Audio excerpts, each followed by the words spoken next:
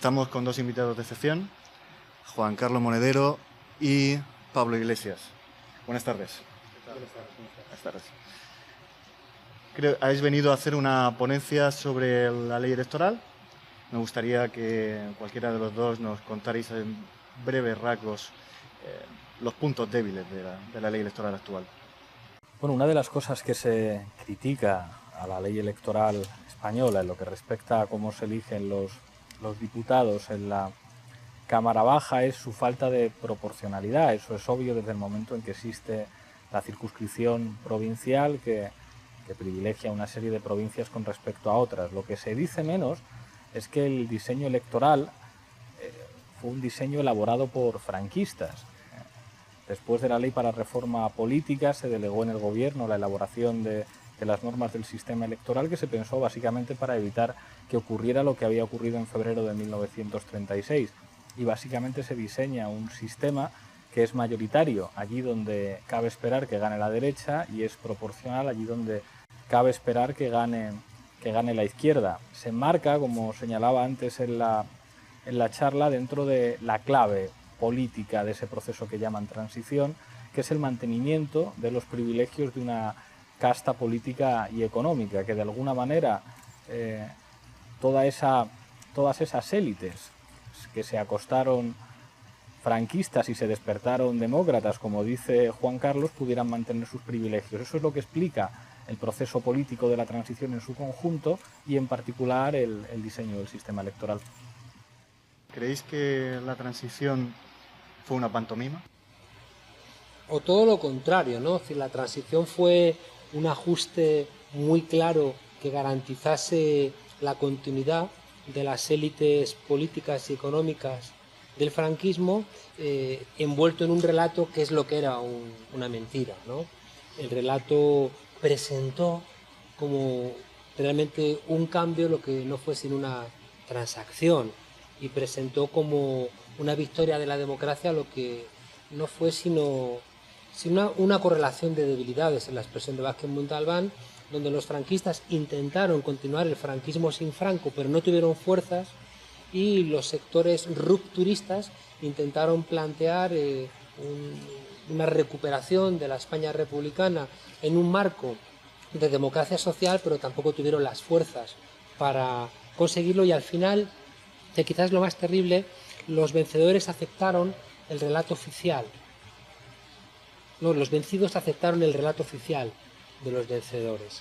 Y de alguna manera los elementos que debieran haber servido para buscar, rastrear en la memoria y en la historia anticipaciones de las peleas de hoy desaparecen, ya que desaparecen vencedores y vencidos, desaparecen antifranquistas y franquistas, desaparecen demócratas y antidemócratas escondidos en esa figura del búnker contra todos los demás, y al final en ese agujero de la reconstrucción de la memoria, la derecha es capaz de armar un relato ininterrumpido, mientras que la izquierda o el pensamiento crítico le resulta imposible, de manera que siempre tiene un presente y un futuro mucho más frágiles que los que construye el conservadurismo. La ley electoral tal y como está planteada aquí, el sistema de Hond, ¿en el resto de Europa también se utiliza de esta manera? Hay muchos modelos en Europa, diferentes modelos electorales que responden a coyunturas diferentes, o sea, desde el modelo mayoritario de los británicos al modelo alemán, que es una referencia en los sistemas electorales, con un sistema mixto de diferentes fórmulas correctoras para elegir los representantes. Es muy complejo el panorama electoral europeo. Sí, pero lo que sí que está claro, fíjate, en la pregunta, Don es solamente uno de los elementos, ¿no? Tenemos la mala costumbre de echarle la culpa a Don, cuando lo que hicieron los que discutieron la ley electoral, sobre todo a raíz de la ley para la reforma política, como planteaba Pablo en el año 76, lo que buscaban era conjuntar una serie de elementos para garantizar un resultado, ¿no? Entonces, adscribir a cada provincia 2 diputados, seas Cuenca o seas Madrid o Barcelona, lo cual genera una tremenda desproporcionalidad. En la horquilla entre 300 y 400 diputados, quedarte en 350, ¿no? Cuando podías haber tenido 400, incluso 500, ¿no? Hubiera garantizado una mayor proporcionalidad.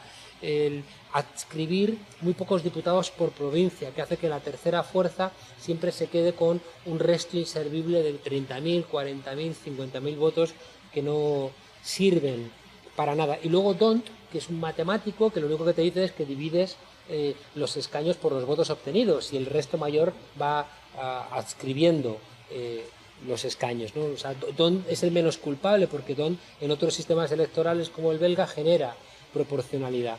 Lo que sí que es cierto es que todos los sistemas electorales optan por dos cosas, o por la eficiencia del Ejecutivo o por la representatividad de la democracia.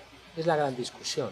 Sistemas como el alemán lo que buscan es un mayor compromiso de la ciudadanía con su sistema político, mientras que el sistema español lo que optó es por la estabilidad y le dio igual la representación y le dio igual la democracia. Lo que quería era garantizar que siempre hubiera un gran partido que gobernase, ¿no? Y que evitara que el gran juego de la transición, que era evitar a como fuera cualquier tipo de reclamación de culpas, esa es la figura del rey, esa es la figura de los militares, esa es la figura de la amnistía, no se viera de alguna manera trastocada por un sistema electoral que le diera el poder a los que querían regresar a la República. Por eso también en las primeras elecciones el rey se reserva la elección de 41 senadores reales, ¿no?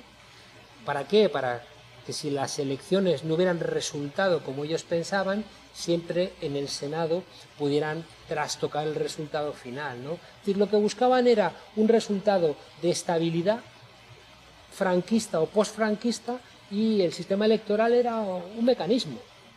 Pablo, tú antes comentabas algo sobre las élites. Me gustaría saber si, aparte de la ley electoral, las élites se han valido de otros instrumentos que la ciudadanía, y en este caso los miembros del Frente Cívico, deberían conocer. Bueno, en España no existe una oligarquía o una gran clase empresarial que se haya enriquecido por sus méritos, sino dependiendo siempre del Estado. El Estado ha sido la vaca que ha amamantado a las grandes fortunas en España a través de concesiones y de privilegios. Eso era una constante durante el franquismo y ha seguido siéndolo. Los casos de corrupción que no paran de estallar demuestran una verdad. Lo importante no es, a pesar de que los medios no hablen de otra cosa, el tipo de papel higiénico que usa Bárcenas, o el menú, o los pantalones, o toda esa especie como de fetichismo morboso que se ha desencadenado, sino que en última instancia la pregunta que habría que hacer es quién ponía ese dinero. Ese dinero solamente lo podían poner grandes empresas y grandes constructoras a cambio de favores administrativos. Eso demuestra quién gobernaba en este país. ¿Gobernaban los ciudadanos a través de sus representantes o gobernaban las grandes constructoras a través de sobornos? Esa es una de las claves del funcionamiento político de nuestro sistema. El caso Gürtel, el caso Bárcenas, no se estudiará en las facultades de Derecho, se estudiará en las facultades de Política, porque la corrupción ha sido una forma de gobierno. Pero toda esta corrupción que parece asaltar no solo España, sino prácticamente en toda Europa, ¿no? Ahí se ven movimientos sociales como el Frente Cívico, se ven en Italia, en Grecia, se ven en Eslovenia, incluso Hungría, Bulgaria, Rumanía, se ven también en Irlanda. O sea, es generalizado, ¿no? Es que la corrupción es el lubricante del sistema y con la crisis económica la corrupción deja de ser tolerable para unas mayorías de población que ven perjudicado su nivel de vida y por tanto esa amabilidad previa con la corrupción que la daban como algo consustancial al sistema y que ya digo toleraban, puesto que ellos recibían también su cuota parte de bienestar, deja de ser algo tolerable cuando pierdes la sanidad, pierdes la educación, suben los transportes, se te niega el acceso a la universidad y entonces las desigualdades pasan a ser algo estruendoso, ¿no? Y la corrupción no deja de ser un elemento extremo de la desigualdad y por tanto vemos que ahora emerge con mayor radicalidor las dificultades que están obteniendo, en el caso de España, 6 millones de parados, decenas de miles de desahuciados, decenas de miles de estudiantes que no pueden continuar sus estudios, etc. Habéis visto que estos días se está debatiendo entre el poder el tema del Tratado de Libre Comercio entre Estados Unidos y Europa. Y también estamos viendo cómo poco a poco estos derechos de los que hablabas, Juan Carlos, están siendo abolidos lentamente, de una manera escalada, en todos estos países que he nombrado antes y que además podría añadir más. ¿Por qué se están desmontando los Estados-nación tal y como se crearon después de la Revolución Francesa? ¿Qué se busca? ¿Cuál es el nuevo camino? Hombre, la verdad es que se podrían escribir 6 o 7 tesis doctorales para responder a una pregunta tan amplia, el Tratado de Libre Comercio de Europa con Estados Unidos y el desmantelamiento de los Estados-nación desde la Revolución Francesa. Yo creo que a grandes rasgos se puede decir que ha habido una transición o un trasvase de la soberanía de los estados a, digamos, a entidades de gobierno político supranacional, como el FMI, como el Banco Mundial, como la Organización Mundial del Comercio. De hecho, los estados europeos pertenecientes a la Unión pues no pueden hacer política monetaria, que es uno de los instrumentos fundamentales para hacer política económica, y las directrices fundamentales se marcan en Bruselas. Lo crucial en cualquier caso es que esa reconfiguración institucional del sistema se hace en favor de una minoría de privilegiados. Yo no tengo ningún amor fetichista por el Estado-nación. Lo que ocurre es que de alguna manera los estados se han quedado convertidos en el último reducto capaz de proteger derechos colectivos conquistados por los trabajadores desde hace 200 años y, sin embargo, las instituciones supranacionales no sometidas a ningún tipo de control democrático favorecen los privilegios de una élite que no para de enriquecerse y que además aprovecha la coyuntura de crisis para construir una suerte de contrarrevolución para favorecer sus privilegios a costa de recortar y destruir los derechos sociales conquistados en los últimos tiempos. Y fíjate que yo creo que el cambio real no está teniendo lugar ahora, sino que el cambio real tuvo lugar después de la Segunda Guerra Mundial.